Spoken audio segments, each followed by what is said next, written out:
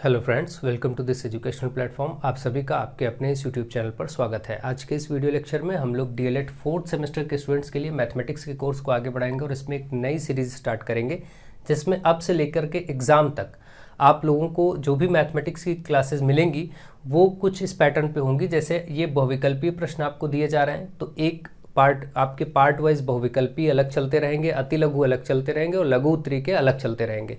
तो कभी आपको बहुविकल्पीय प्रश्नों की सीरीज़, कभी अति लघु की, कभी लघु की सीरीजेज मिलती रहेंगी जो आपके लिए एग्जाम के लिए स्पेशल होंगे क्वेश्चंस, और वो एग्जाम में उस टाइप के प्रश्न पूछे जाते रहते हैं। ठीक है, तो ये भी अब आपको मैं करवाऊंगा। अब से लेकर के एग्जाम तक के आसपास में ये सीरीजेज आपको मिलती रहेंगी जिसमें अति लघु, लघु और बहुविकल्पीय प्रश्नों के अलग अलग पार्ट होंगे। ठीक है, कभी किसी पार्ट में बहुविकल्पी कराए जाएंगे तो सभी बहुविकल्पी होंगे, कभी अति लघु कराए जाएंगे तो सभी अति लघु होंगे, फिर लघु होंगे तो सारे लघु होंगे। तो इस प्रकार से क्रम आपको बदल बदल कर मिलता रहेगा। और आप लोगों को ये इन्फॉर्मेशन मैंने पहले भी दी थी और फिर बता रहा हूँ आज कि बहुत ही शीघ्र आपके शहरों में हम अपनी सीरीज़ लॉन्च कर रहे हैं। हो सकता है कि सभी जगहों पर ना उपलब्ध हो पाए, मगर बहुत ही जल्दी आपको मार्केट में सीरीज़ अवेलेबल हो जाएगी। नहीं हो पाता तो जो बच्चे इंटरेस्टेड होंगे वो सीरीज़ हम लोगों को ऑर्डर करके, मैं आपको उस वक्त एड्रेस बताऊंगा एक वीडियो में एवरीथिंग, तो आप लोग ऑर्डर करके यहाँ से मंगवा सकते हैं। आपके पते पर वो सेंड कर दी जाएगी। उस सीरीज़ में खास बात यह है कि सबसे पहले तो मैथमेटिक्स का मैंने सेट प्रिपेयर किया है, इसलिए कि एग्ज़ाम के हिसाब से इंपॉर्टेंट क्वेश्चंस वहाँ पर रखे गए हैं। तो आप कुछ भी जो पढ़ रहे हो उसके साथ उसको भी ले सकते हैं और तैयारी कर सकते हैं। आपके बुक शॉप्स पर भी आपके शहरों में अवेलेबल कराने की कोशिश रहेगी। अगर इनकेस कहीं कहीं नहीं पहुँच पाता तो ऐसे स्टूडेंट्स अगर चाहें तो वो हम लोग उनको बाकायदा नंबर्स और कॉन्टैक्ट नंबर एवरीथिंग प्रोवाइड करेंगे तो वो ऑर्डर कर सकेंगे। तो चलिए देखते हैं और शुरू करते हैं। ठीक है, तो अब देखिए यहाँ पर आपको दिया गया है कि √8 पर पावर 2/3 का मान क्या होगा। रूट में अंदर 8 है और बाहर 2/3। तो आपको मालूम है कोई भी रूट, मैंने आपको बताया कोई भी संख्या हो उस पर अगर वर्गमूल है तो इसका मतलब ये होता है कि वो पावर 1/2 है। वर्गमूल को पावर 1/2 बोलते हैं। तो यहाँ मैं ऐसे बोल सकता हूँ कि भाई इस 8 पर मैं कह दूँ कि पावर 1/2 और बाहर 2/3 है। ठीक, 2 से 2 कट जाएगा। अब 8 पर 1/3 बचा और 1/3 का मतलब होता है घनमूल। घनमूल को अगर चेंज करेंगे, सपोज कोई संख्या है, अगर घनमूल के अंदर, घनमूल का चिन्ह ये होता है जहाँ पर छोटा सा 3 लिखा होता है, तो इसका मतलब उस संख्या पर 1/3। ये सारी चीज़ें बेसिक मैंने आपको बताया। तो घनमूल को पावर 1/3 बोल सकते हैं, वर्गमूल को पावर 1/2 बोल सकते हैं। ऐसे कोई भी मूल हो, यहाँ पर 5 लिखा है तो उस संख्या पर आप 1/5 ऐसे ले लेंगे। अगर मान लीजिए यहाँ पर 100 और 5 लिखा हो तो 1/5, ये तरीका होता है। तो यहाँ पर 1/3 है तो इसी तरीके से आप इसको घनमूल मान सकते हैं, 8 का घनमूल। और 8 का घनमूल क्या होता है? 2 होता है। आप सभी जानते हैं भाई, 2 गुणे 2 गुणे 2 करेंगे, फिर घनमूल में 3 की पेयरिंग त्रिक बनाए जाते हैं और ये त्रिक एक ही बना है इसलिए 2। तो इस प्रकार से आप देखेंगे यहाँ पर 2 आंसर होगा जो कि थर्ड पार्ट में दिया गया है। इस प्रश्न का आंसर 2 हो जाएगा। ठीक है, चलिए आगे बढ़ते हैं अगला क्वेश्चन और उसको देखते हैं। आप लोग कॉन्सेप्ट सीखते रहिए ताकि कुछ भी चेंज होकर के पूछा जाए तो आप कर सकें। सेकंड क्वेश्चन में आपको फिर से घनमूल चिन्ह के अंदर माइनस में 64 और बटे 216 और बराबर क्वेश्चन मार्क लगा, मतलब इसका आंसर क्या होगा। तो आप जानते हैं किसी भी माइनस की संख्या का घनमूल तो आराम से निकाला जा सकता है, मगर किसी माइनस संख्या का वर्गमूल नहीं निकाला जा सकता। ये बात ध्यान रखिए। अगर ये होता माइनस का 64 ऐसे और वर्गमूल लगा होता तो ये फाइंड नहीं हो सकता, लेकिन घनमूल निकाला जा सकता है। ठीक है, तो घनमूल निकालने के लिए क्या होगा कि आपको मालूम है, जैसे 64 को आप -4 गुणे -4 गुणे -4 ऐसे कह सकते हैं। ठीक है, अब देखिए अगर मैं इसको परिवर्तित करूं और 16 को आप 6 गुणे 216 को 6 गुणे 6 गुणे 6 कह सकते हैं, क्योंकि घनमूल इसलिए मैंने 3 और ये मैंने आपको बोला था कि आप लोग 1 से लेकर के कम से कम 15 तक की संख्याओं के घन याद करिए। घन मतलब घात 3। जैसे 1 का घन 1, 2 का घन 8 होता है, 3 का घन 27 होता है, 4 का 64 होता है, 5 का 125 होता है, इसी तरीके से। तो अब आप देखेंगे क्योंकि ये 3 का ये भी त्रिक बन जा रहा है, ये भी बन जा रहा है, और -4 देखिए, 4 चौके 16 चौके 64, माइनस माइनस प्लस, फिर प्लस माइनस माइनस। तो यहाँ से देखिए माइनस की संख्या का घनमूल माइनस ही आता है, तो माइनस का 4 आ जाएगा और ये 6 आ जाएगा। 2 से 2 दूनी 4, 2 3 6, मतलब -2/3 इसका उत्तर हो जाएगा, जो कि आपका बी पार्ट में दिया गया है -2/3। आई होप आप इसको अच्छे से समझ रहे हैं, सीख रहे होंगे कि कैसे ये आंसर आया है। इसी प्रकार से आपको चीज़ों को फटाफट करना है। नेक्स्ट आपका दिया गया है -1/512 और बाहर घात में है -2/3। तो आप देखिए -1, इसको 512 आप सभी को याद है 8 का घन होता है, ठीक है, आप चाहें तो इसको -1/8 की घात 3 कह सकते हैं। भाई -1 की घात 3 करेंगे तो -1 ही मिलेगा, क्योंकि -1 गुणे -1 गुणे -1, और 512 को मैंने 8 लिख दिया, 8 गुणे 8 गुणे 8 करके भी 512 ही आता है। ठीक है, तो ये ऐसे लिखा जा सकता है। और बाहर भाई इसको अंदर वाली संख्या को मैंने इस रूप में लिखा है, बाहर -2/3 था, उसको वैसे लिखिए। अब -1/8 ये है, 3 इस पर, और -2/3 ये जो बाहर है, दोनों संख्या, क्योंकि आपको मालूम है जब एक संख्या पर कोई घात हो और बाहर भी एक घात हो तो ये घातें गुणा हो जाती, दो घातें एक साथ ऐसे हो, ये सारे रूल मैंने आपको समझाए। तो गुणा होगा तो ये कट जाएगा। अब आप देख रहे हैं कि यहाँ पर बच रहा है -1/8 और बाहर की पावर में केवल -2 बचा। इसके बाद मैंने आपको एक रूल बताया था कि जब भी इस टाइप से आपको संख्याएं मिलें तो आप क्या करेंगे, माइनस का अगर कोई भी संख्या पर माइनस में पावर है तो इसको 1/, में लिखते ही ये प्लस हो जाता है। और अगर भिन्न हो, अगर मान लीजिए a/b कोई भिन्न हो और इस पर कोई माइनस की पावर है तो इसको क्या करेंगे, b/a, जैसे ही इसको अंदर वाली संख्या को चेंज करेंगे तो इसकी पावर का चिन्ह बदल जाएगा, यानी प्लस हो जाएगा। तो इसी तरीके से इस रूल को देखिए और यहाँ अप्लाई करिए। अगर हम इसको 8/1 कर दें, माइनस तो खैर है ही, तो अब ये हो जाएगा, बाहर कितना है 2, -2 है तो +2 हो जाएगा, है ना। जैसे ही आप इसको चेंज करेंगे ऊपर नीचे, तुरंत इस रूल के अकॉर्डिंग जो माइनस पावर है वो प्लस हो जाएगी।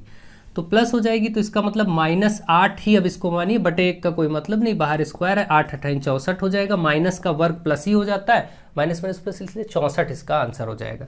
तो आप देख रहे हैं ए पार्ट में इसका आंसर होगा 64। ठीक है, तो इसी तरीके से आप आराम से ऐसे प्रश्नों का आंसर कर सकते हैं, कोई दिक्कत की बात नहीं है। आई होप आप इसको समझ रहे होंगे कि कैसे ये प्रश्न किए जा रहे हैं और आप इनको ढंग से कर भी पा रहे होंगे। आप लोग लगातार वीडियोस को शेयर करते रहिए, फ्रेंड्स को जोड़ते रहिए। नेक्स्ट आपको बोला गया है 0.0081 और इस पर घात में लिया गया है 3/4। देखिए, जब भी ऐसी संख्या हो तो पहले तो ये समझिए, जो बटे में 4 होता है जनरली आपका अंदर वाली संख्या इस रूप में बदल जरूर जाएगी। जैसे अगर मैं आपसे कहूँ कि 0.3 पर घात 4 क्या होगा, तो आप जानते हैं 0.3 गुणे 0.3 गुणे 0.3 जब 4 बार करेंगे तो 3 को तो जब 4 बार गुणा किया जाता है तो 3 × 9 = 27 × 81। देखिए 3 × 9 = 27 × 81 हो रहा है, तो 81 तो देख करके पता चला 3 ले लेंगे, लेकिन 4 अंकों पर दशमलव, इसलिए 0.3 की घात 4। अब आप खुद ही सोचिए, जब ये 0.3, यही देख लीजिए 0.3 0.3 0.3 और 0.3 गुणा होकर के 81 तो आएगा, लेकिन एक अंक पे यहाँ, एक अंक पे यहाँ, एक अंक पे यहाँ और एक अंक पे यहाँ, कुल 4 अंकों पे दशमलव लगना चाहिए। यहाँ 2 ही अंक थे तो 3 4 ये हो गए, आप दशमलव लग जाएगा। इसका मतलब ये जो संख्या लिखी है इसको ऐसे 0.3 पर घात 4 लिख सकते हैं और बाहर ये 3/4 है ही। अब आप देखिए 0.3 पर जो 4, ये दो घातें जब आपस में एक साथ हो जाती है तो घातों का गुणा कर दिया जाता है, 4 4 कट गया। तो आप देख रहे हैं 0.3 पर घात 3, इसका मतलब 0.3 गुणे 0.3 गुणे 0.3 3 बार आप यहाँ करके देख लीजिए, 3 × 9 = 27, 27 आएगा ही ये, और एक ये 3 ही अंक पे दशमलव भी होगा तो 1 2 अंक इसमें है ही, एक 0 और बढ़ा लीजिए इधर से 0.027। इस तरीके से आपका ये आंसर हो जाएगा बहुत ही आसानी से। आप देख रहे हैं कि सी पार्ट में यहाँ पर आंसर दिया गया है इसका। ठीक है, तो आप इनको समझते चलिए और आगे बढ़ते रहिए, अच्छे से सीखिए, समझिए, आगे बढ़िए, लगातार प्रैक्टिस में रहिए। नेक्स्ट है 2 की घात x + 1 प्लस 2 की घात x + 3 बराबर 80। तो x बताना है। तो आपको मैंने ऐसे प्रश्नों में कहा था कि जब भी इस तरीके की घातें दी हों उनको 2 भागों में तोड़िए, 2 पर x और गुणे 2 पर 1। देखिए इसका मतलब क्या है, इसको भी समझिए भाई, अलग से समझिए। अगर ये मैं कहूँ कि 2 की घात x और गुणे 2 की घात 1, बताइए क्या होगा। तो आप तुरंत जानते हैं, एक रूल जानते हैं कि अगर a पर कोई घात हो और गुणा वही a फिर आ जाए, आधार की संख्या समान हो, इस पर दूसरी घात हो, गुणा करने पर इन पर ये घातें जुड़ जाती हैं। तो अगर कभी इस रूप में लिखा हो तो उसका आंसर ये आप करते हैं, अगर ये लिखा हो तो इसका आंसर इधर वाला कर सकते हैं। जैसे ये लिखा होने का मतलब ये हुआ कि ये कहीं न कहीं इस रूप में आएगा कि 2 पर x और 1 जुड़ के आएगा। अब देखिए जो प्रश्न था उसमें ये लिखा था इधर वाला भाग, तो क्या हम इसको ऐसे नहीं लिख सकते? बिल्कुल लिख सकते, गुणा लगा के दोनों घातों को अलग कर दीजिए। ऐसे यहाँ भी गुणा लगाइए, x और 2 की घात 3। भाई देखिए 2 और 2 समान आधार है, गुणा भी बीच में हो गया, अब घातें ये जुड़ेंगी तो ये बाद में यही तो बनेगा, यानी ये और ये एक ही चीज़ है और ये एक ही चीज़ है। आप ध्यान से देखिए, नियम को समझिए, उसके साथ तुलना करेंगे तो आप समझ पाएंगे कि ये सब एक ही बात है। ऐसा क्यों किया जा रहा है ये भी अभी आपको समझ आ जाएगा। बराबर 80 इसलिए किया जा रहा है कि अब देखिए 2 की घात x, यहाँ भी 2 की घात x, यहाँ भी कॉमन लिया जा सकता है। कॉमन लेंगे तो यहाँ पर ये 2 की घात 1 बचेगा और यहाँ से ये वाला बीच में प्लस है, यहाँ से 2 की घात 3 बचेगा, क्योंकि भाई 2 की घात x और 2 की घात x तो कॉमन होके बाहर हो गया। बराबर 80। अब आप देखिए ये 2 की घात x है ही, बीच में कोई निशान नहीं तो गुणा यहाँ पर मानेंगे। 2 पर घात 1 का मतलब 2 और 2 पर घात 3 का मतलब 2 गुणे 2 गुणे 2 यानी 8 बराबर 80। तो आप देख रहे हैं 2 पर घात x गुणे ये 8 तो क्या हो जाएगा 10 बराबर 80। तो 2 की घात x बराबर 80 के नीचे बटे का 10 हो जाएगा, ये वाला 10 अट्ठे 80 होता है। यानी आपने देखा कि ये आया 2 की घात x बराबर 8। तो 2 की घात x बराबर 8, इसका मतलब इसको हम कह सकते हैं 2 की घात 3। और जब ऐसा फॉर्मेट बने कि इधर का आधार और इधर का आधार समान है तो घातें भी समान होती हैं। ये रूल इस तरीके से होता है, जैसे ये कोई संख्या उस पर कोई घात है, वही संख्या हो घात दूसरी हो, देखिए यहाँ m घात है यहाँ n, लेकिन ये बेस का नंबर समान हो तो ये घातें भी बराबर हो जाती हैं। m बराबर n लिखा जा सकता है। यहाँ पर आधार समान है तो ये घातें बराबर हो सकती है, इसका मतलब x बराबर 3 इसका उत्तर हो जाएगा। ऐसे प्रश्न में ये x बराबर 3, ये बी पार्ट वाला आंसर। आई होप आपको ये समझ में आ गया होगा। ये 5 बहुविकल्पीय प्रश्न बहुत अच्छे से समझ गए होंगे। चलिए अब आगे और प्रश्न लेते हैं और उनको सॉल्व करते हैं। अब देखिए क्वेश्चन नंबर 6 में आपसे क्या कहा गया। क्वेश्चन नंबर 6 में बोला गया है यदि 169 रूट में है, वर्गमूल में बराबर x और इधर इंटू 676, तो यहाँ से x सॉल्व करना है। आपको मालूम है 169 का वर्गमूल 13 होता है, बराबर x गुणे 676 का 26 होता है। जिनको याद है वो 26 का वर्ग जानते हैं 676 होता है, नहीं याद है तो 676 का ऐसे आप वर्गमूल लेंगे, लासा लेंगे, लासा लेने के बाद जोड़े बना लेंगे 2 के, और तब भी 26 ही निकलेगा। ठीक है, तो ये हो गया। तो इसका मतलब x बराबर, अब इस 26 को इधर लाना पड़ेगा, x फाइंड करना है, तो 13 के नीचे बटे में 26 आएगा, क्योंकि इधर गुणे में है तो ये इधर बटे में आ जाएगा। 13 एक कम 13, 13 दूना 26, इसका मतलब 1/2 इसका उत्तर हो गया, और जो कि आपको डी पार्ट में दिया गया है। ठीक है, इस प्रकार से डी पार्ट में इसका आंसर दिया गया है। तो आप लोग इसको ढंग से समझते रहें और अच्छे से सॉल्व करते रहें। वीडियोस को शेयर जरूर करें, लगातार शेयर करें, फ्रेंड्स को जोड़ते रहें। नेक्स्ट आपका देखिए यहाँ पर बोला गया है 0.02 प्लस 0.0049, इसका मान आपको ज्ञात करना है। ठीक है, तो इसमें आप क्या करेंगे, पहले देखेंगे कि अंदर वाले रूट, जब एक से ज़्यादा रूट ऊपर नीचे क्रम में लगे हो तो सबसे लास्ट वाले रूट से चलेंगे जो अंदर हो, तो इसको पहले सॉल्व करेंगे। तो आप क्या करेंगे 0.02 ऐसे रखिए। इसमें देखिए क्या होगा, इस संख्या को अगर ध्यान से देखें तो 2 जीरो है और 49 है, 2 जीरो का 1 जीरो हो जाएगा जब आप वर्गमूल करेंगे, और 49 का तो 7 हो जाएगा। अब आप देख रहे हैं इसी को अगर वर्ग करें तो तुरंत यही मिल जाएगा, यानी इसका वर्गमूल क्या होगा, यही आएगा 0.07, यानी 0.07 आएगा। अब इसको अगर आप जोड़ते हैं 0.02, ये पहले से प्लस लगा है, 0.07 आया है, जोड़ेंगे तो 0.09 आ जाएगा, वर्गमूल के अंदर 0.09। इसको आप जानते हैं कि वर्गमूल करेंगे तो 0.3 आएगा, क्योंकि 0.3 का वर्ग ही 0.09 होता है। ठीक है, बहुत सिंपल सा क्वेश्चन था, 0.3 इसका आंसर हो जाएगा, जो कि डी पार्ट में दिया गया है। ठीक है, नेक्स्ट अगला देखिए। बस थोड़ा सा ध्यान बनाए रखिए, ऐसे प्रश्न आपसे पूछे जाते हैं, आप अच्छे से कर पाएंगे। 0.0006, एक और जीरो है, 4 बार 0, 64 का घनमूल। घनमूल का मतलब होता है 3 की पेयरिंग करनी होगी। देखिए घनमूल निकालने के कई तरीके, एक डायरेक्ट कर सकते हैं आप।